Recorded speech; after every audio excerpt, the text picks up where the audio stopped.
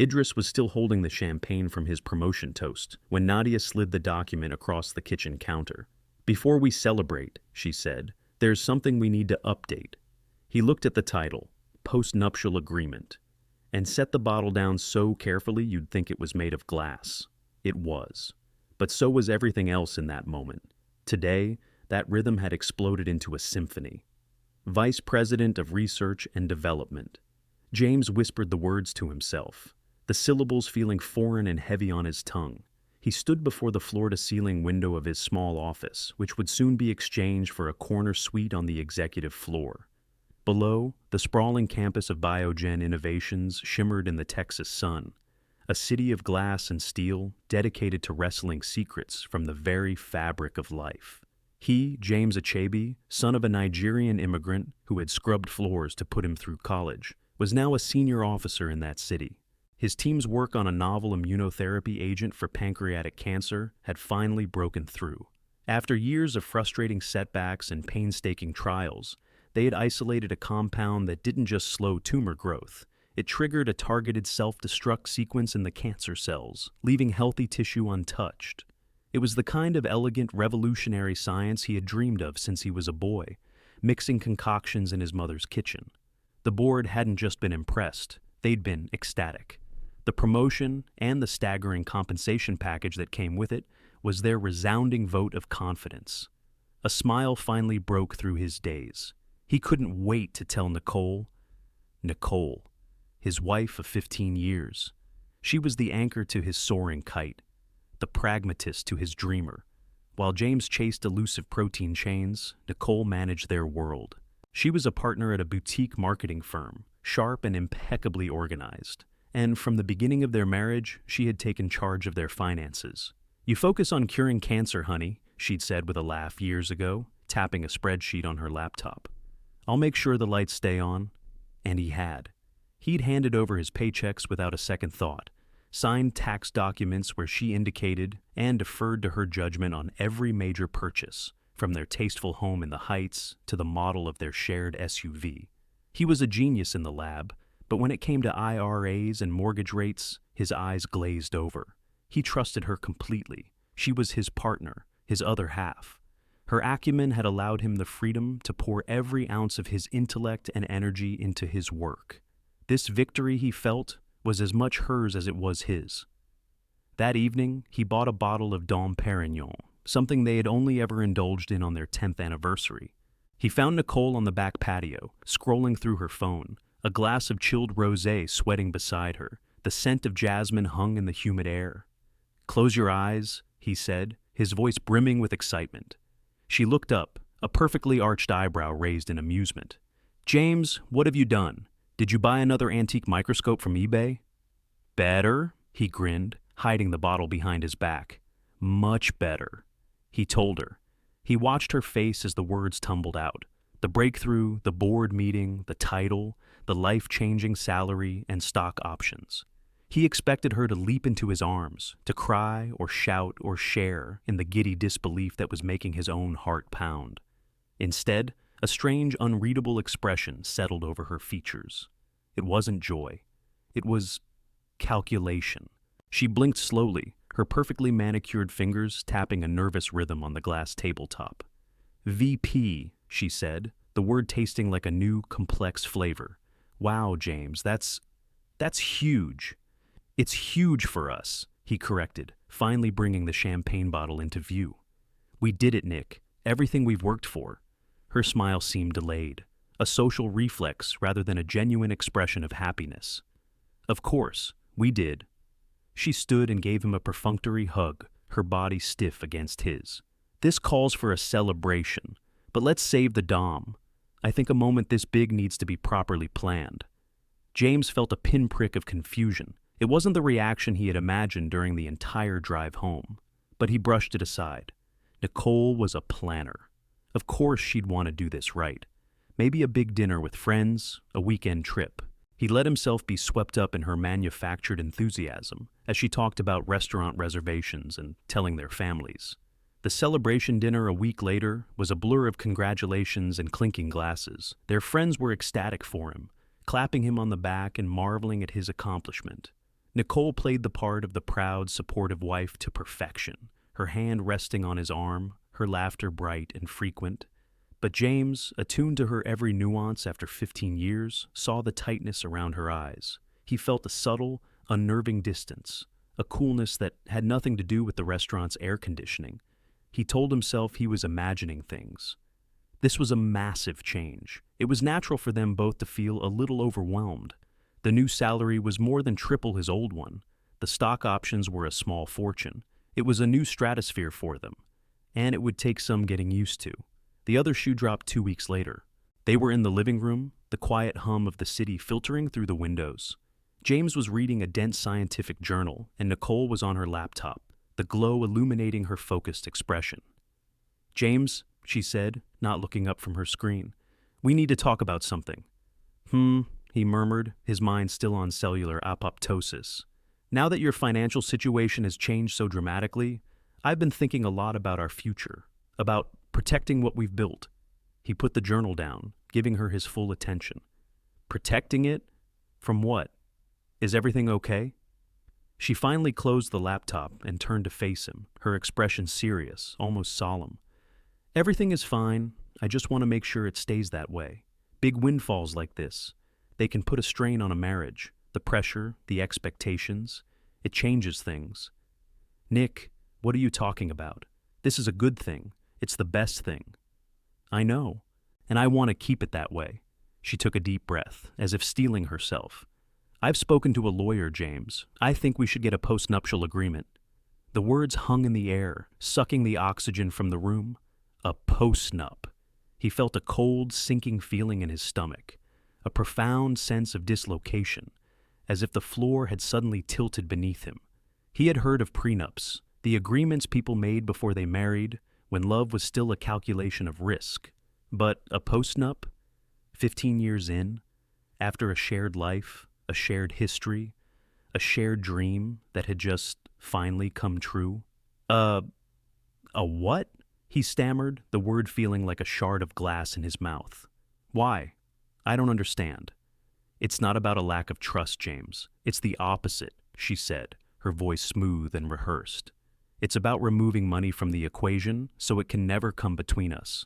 We define everything now, while we're happy and in love, so there are no ambiguities later. It's a way of protecting the marriage, of strengthening our foundation." Protecting the marriage. The phrase sounded slick and hollow, a marketing slogan applied to the most intimate part of his life. He looked at his wife, the woman he had loved since they were in their 20s, and for the first time, he felt like he was looking at a stranger, a very composed, very convincing stranger. "Protecting it from what, Nicole?" he asked, his voice barely a whisper. "From me? From my success?" The hurt was a physical thing, a sharp, twisting pain in his chest. This promotion was the culmination of his life's work, a testament to countless 80-hour weeks, failed experiments, and the relentless, grinding pursuit of a single idea. He had seen it as their shared victory, and her response was to bring in lawyers. "Don't be so dramatic," she said, a hint of impatience creeping into her tone. "It's a practical matter, a financial tool. My lawyer, Mr. Davies, says it's very common for couples in our new position. It's just smart. It's about being proactive." He stared at her, his mind reeling. For 15 years, she had handled every dollar. He had trusted her with his entire financial life, his past, his present, and what he had assumed was their shared future. Now, at the very moment that future had become brighter than he had ever imagined, she wanted to draw a line in the sand. She wanted a contract to govern their love. I need to think about this," he said, standing up on unsteady legs. The room felt small, suffocating. The beautiful life they had built together suddenly felt like a stage set, and he had just stumbled upon the script. He walked out of the room, the sound of her voice following him down the hall. "It's for the best, James. You'll see. It's to protect us." He didn't see. All he saw was a chasm opening at his feet, and the woman he loved standing on the other side, holding a contract. For 3 days, a thick, suffocating fog of bewilderment and pain settled over James. He went to work, moved through the motions of meetings about lab expansions and budget allocations, but his mind was elsewhere. He was replaying that conversation with Nicole over and over, trying to find a logic that wasn't there, a reassurance that felt true. He looked at her across the dinner table, searching for the woman he had married, but saw only a polished, impenetrable surface. Her arguments were always the same, delivered with a calm, almost condescending patience. It was smart. It was proactive. It was for them. The more she said it, the more the words rang false. It felt like a carefully constructed wall, and he was on the outside. He felt a profound sense of foolishness. He, a man who could map the intricate pathways of a human cell, had been utterly blind to the inner workings of his own marriage. He had outsourced his financial life so completely that he now felt like a guest in his own home, an employee in his own marriage. On the fourth day, sitting in his new cavernous office that still smelled of fresh paint and new carpet, he made a decision. The hurt was still there, a raw, open wound, but beneath it, a different feeling was beginning to stir, a cold, clear-eyed resolve. If Nicole wanted to treat their marriage like a business transaction, then he needed to stop acting like a sentimental fool and start acting like a CEO. He needed a lawyer. He didn't search online or ask for referrals. He knew exactly who to call. He scrolled through his contacts until he found the name. Diane Obie. Diane had been his closest friend at Johns Hopkins. They had bonded in the trenches of late-night study sessions, fueled by cheap coffee and a shared, ferocious ambition. She was the daughter of a Nigerian diplomat, whip-smart, with a laugh that could fill a lecture hall and a mind that cut through nonsense like a scalpel. While he had pursued the quiet certainties of science, she had been drawn to the combative, strategic world of law. She was now a partner at a top litigation firm in Austin, a shark in a beautifully tailored suit. They didn't see each other often, but their friendship was one of those rare, solid things that time and distance couldn't erode. He dialed the number, his heart thudding against his ribs. "Achebe!" Her voice boomed through the phone, warm and familiar, instantly transporting him back 2 decades. "To what do I owe the honor? Did you finally cure the common cold and need someone to negotiate your Nobel Prize winnings?" James tried to laugh, but the sound that came out was hollow. "Not quite, Diane. I need some advice. Legal advice." The warmth in her voice immediately shifted to sharp concern. "James, what's wrong? You sound terrible." He took a deep breath and laid it all out. The promotion, the celebration that wasn't a celebration, the chilling demand for a postnup. He told her how Nicole had always handled the finances, how he had trusted her implicitly. He recounted her justifications, the slick, corporate-sounding phrases about protecting the marriage. He spoke for 10 minutes straight, the words pouring out of him in a torrent of confusion and betrayal. When he finally fell silent, the only sound was the hum of his office air conditioning. Diane was quiet for a long moment. When she finally spoke, her voice was low and serious, stripped of all its earlier boisterousness. "Okay," she said. "Okay, James. First of all, I am so sorry. This is a special kind of hell, and you don't deserve it." "I don't understand it," he said, his voice cracking. 15 years, Di. I thought we were a team." "Some people are only a team when they're in charge of the scoreboard," she said, her tone hardening. "Listen to me. Do not, under any circumstances, sign anything. Do not agree to anything. Do not even discuss it with her further. From now on, your response to any question about this is, 'My attorney will be in touch.' Got it? My attorney? Yes, you lummox. Me. I'm your attorney now. I'm clearing my schedule tomorrow and driving down to Houston. We're going to get to the bottom of this." "Diane, you don't have to do that." "James, shut up. My best friend, who just achieved the pinnacle of his career, is being ambushed by his wife with a postnup demand 2 weeks later. Oh, I have to do this. There's something rotten in Denmark, and I plan to find out what it is." She paused. "There's one more thing. I need you to do something for me, and you can't ask why. I need you to go to your bank. Get copies of every joint account statement you can, going back at least 7 years, checking, savings, investment accounts, everything. Don't tell Nicole you're doing it. Just get them." "Why? What are you looking for?" "I don't know yet," Diane said, and James could hear the dangerous edge in her voice. "But when a dragon suddenly wants to build a wall around its hoard, it's usually because it's been stealing gold from the village." The next day, Diane swept into his life like a hurricane of focused energy. She arrived at his office, dressed in a sharp charcoal suit, carrying a leather briefcase that looked like it could withstand a bomb blast. She gave him a fierce, enveloping hug that spoke more than words ever could. For the first time in weeks, James felt like he wasn't alone. They sat in his office, the door closed, the stack of thick bank statement envelopes on the conference table between them. "All right, Doctor. Achebe," Diane said, her lawyer persona fully engaged.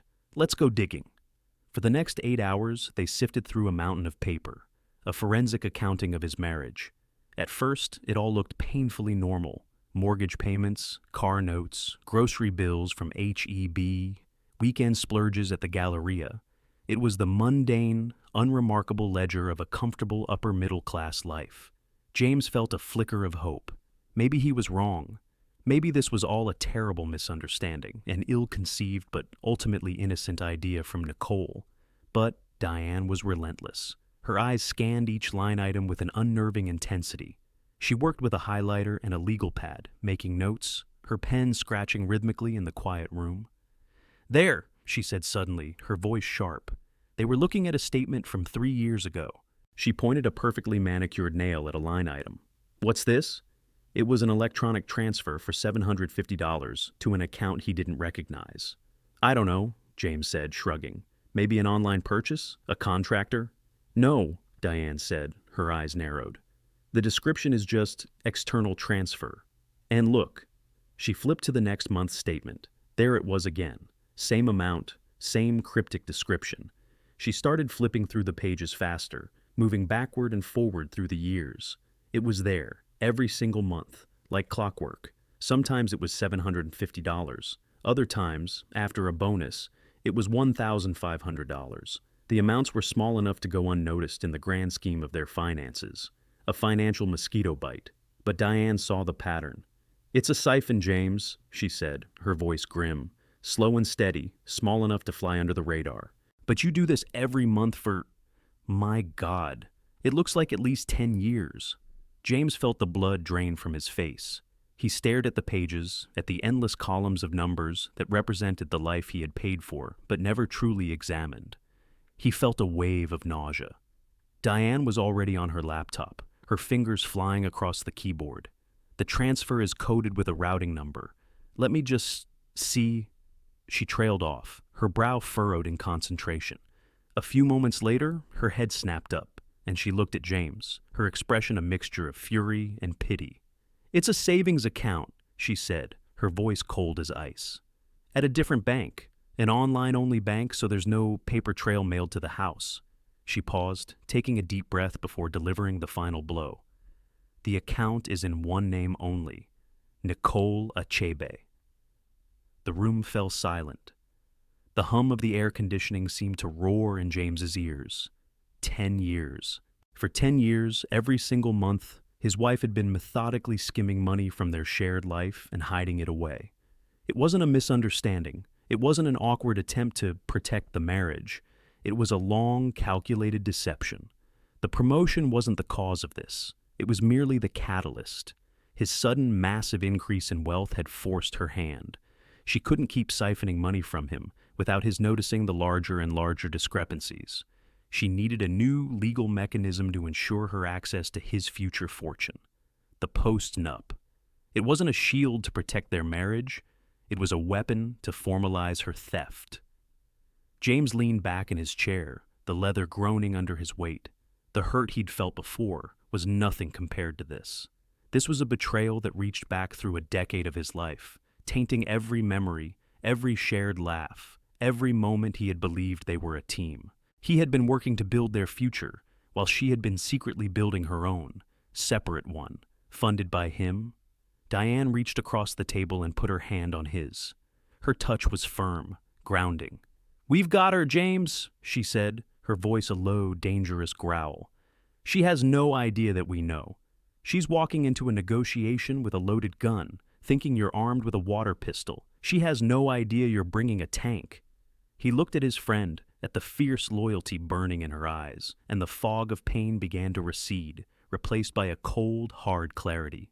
He had been a fool. He had been willfully blind. But he wasn't anymore. "What do we do now?" he asked, his voice steady for the first time in weeks. A slow, predatory smile spread across Diane's face. "Now," she said, "we let her set the meeting. We let her lawyer lay out their ridiculous demands. And then we watch them burn." The day of the meeting arrived cloaked in a typically oppressive Houston humidity. James felt strangely calm, a man walking into a storm he knew he would survive. The raw, emotional wound of the initial betrayal had scabbed over, replaced by a hard, crystalline anger. He was no longer the confused, wounded husband. He was a scientist who had seen the data, and the data was irrefutable.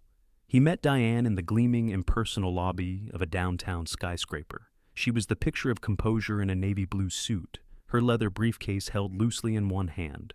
She gave him a short, firm nod. "Ready?" "Ready," he confirmed, his voice devoid of any tremor. They rode the elevator in silence to the 27th floor. The law offices of Davies, Finch, and Abernathy were an exercise in corporate opulence, all dark wood, brushed steel, and abstract art that probably cost more than his first car. A receptionist with a headset and a practiced smile led them to a conference room with a panoramic view of the city. Nicole was already there, seated at the long, polished mahogany table. She was dressed in a cream-colored silk blouse, looking elegant and composed. Beside her sat her lawyer, a man in his late 50s named Arthur Davies. He had silver hair, a deep tan, and the kind of easy, confident smile that came from years of winning. He oozed expensive cologne and self-satisfaction. "James," Nicole said, her voice smooth. She gestured to the lawyer. "This is Arthur Davies. Arthur, this is my husband, James, and his friend, Diane Obi." The slight pause and the emphasis on friend was a subtle, condescending jab, meant to frame Diane as an amateur, an emotional support system, rather than a professional threat. Diane ignored it completely. She placed her briefcase on the table with a soft click and extended a hand to Davies.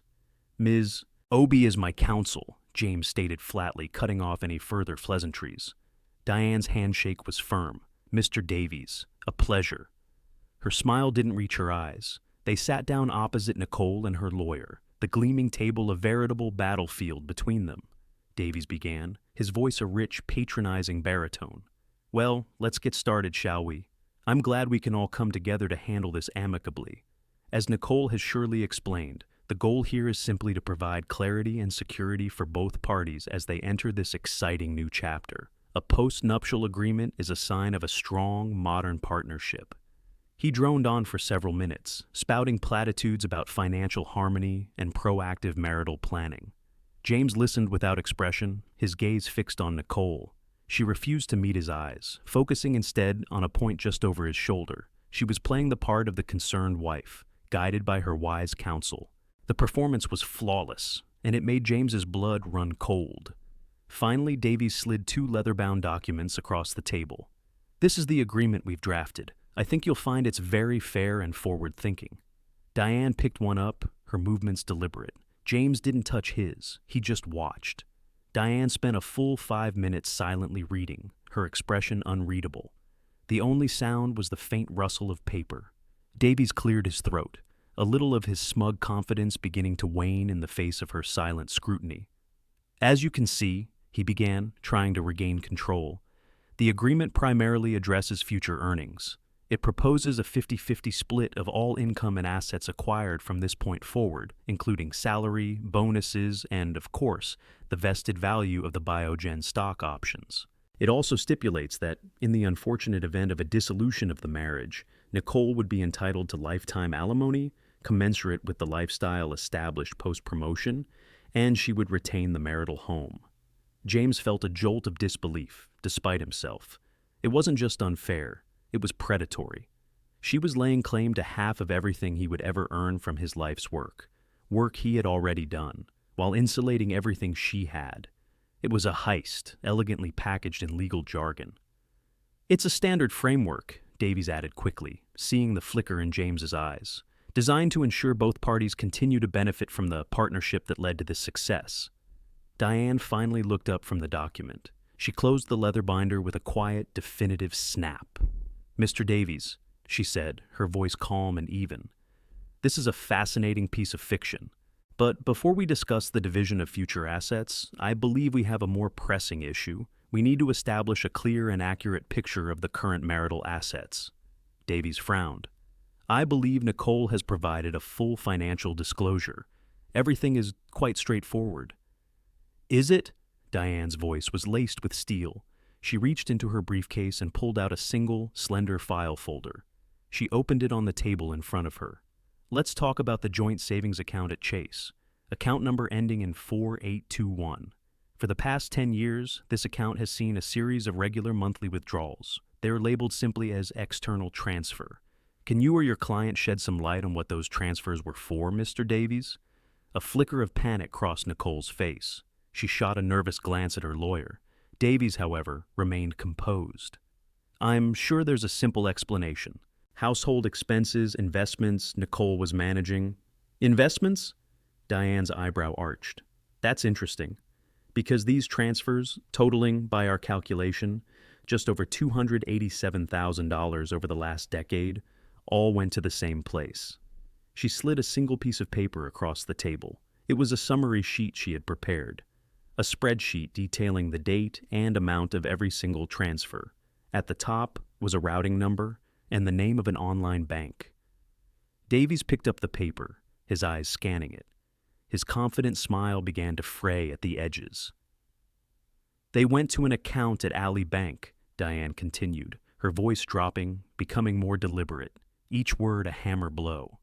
An individual high-yield savings account, an account that was opened on May 17th, 10 years ago.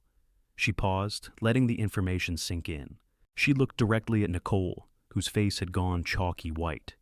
An account, Diane said, her voice now barely above a whisper, but carrying more weight than a shout, held in the name of Nicole Achebe, and Nicole Achebe, alone. The air in the room became thick, heavy, unbreathable. Arthur Davies stared at the paper in his hand, then at his client. The color drained from his face. He looked like he'd been physically struck. The deep tan couldn't hide the sudden, sickly pallor of his skin. He opened his mouth to speak, but no words came out. He shuffled the papers of the Postnup, the gesture clumsy and meaningless. The predator had suddenly realized he was in a cage with a tiger. Diane wasn't finished. She reached back into her file and pulled out another document. And this, she said, sliding it across the table to land next to the first one, is the most recent statement from that secret account. We subpoenaed it this morning. It seems the current balance, with interest, is $312,458.22, a marital asset that was conspicuously absent from your client's financial disclosure. Silence. A deep, profound, and damning silence. Nicole stared at the bank statement as if it were a venomous snake. Her composure shattered, her mask of cool sophistication disintegrated, revealing the raw panic beneath.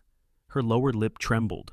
Davies finally found his voice, though it was a strangled, reedy version of his earlier boom. Nicole, is this... He couldn't even finish the question.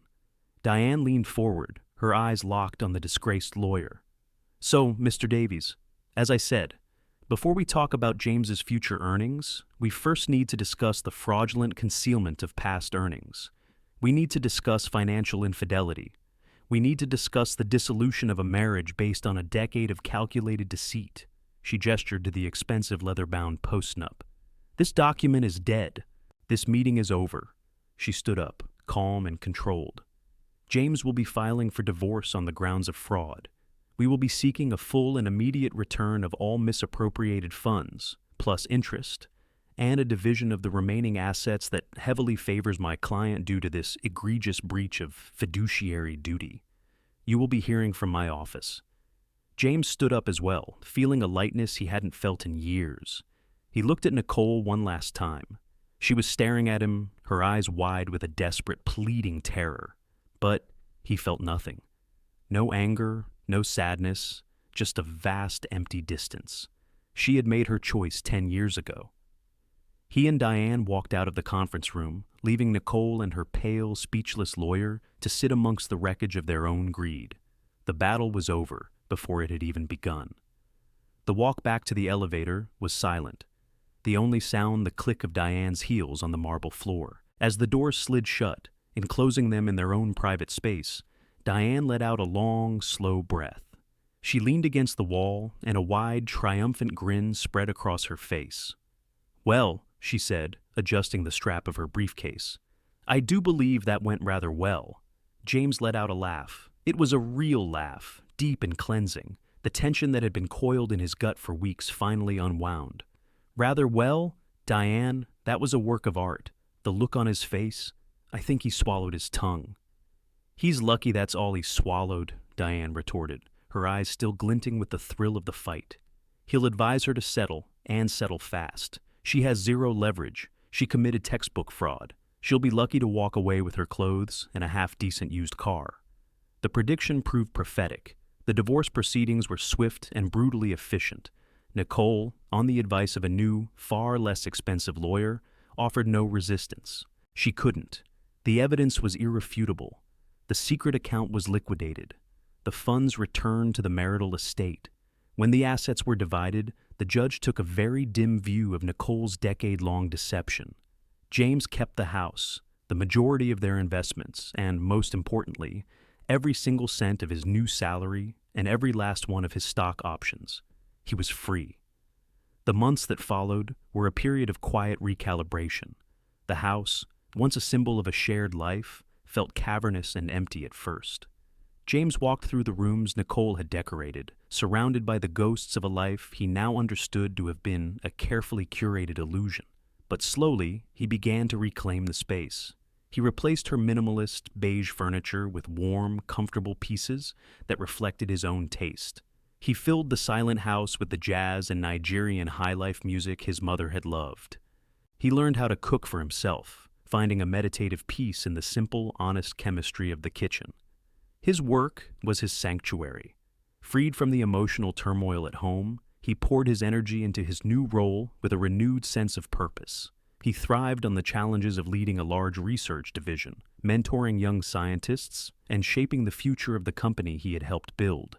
His success felt clean now, untainted. It was his and his alone.